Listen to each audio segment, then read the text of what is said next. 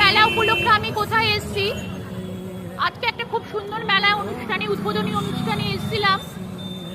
থিমটা একটু অন্যরকম।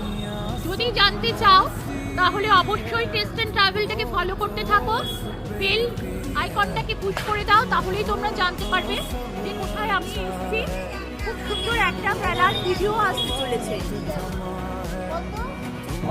চলে এসেছি আজকে আবার একটা নতুন মেলার সন্ধানে।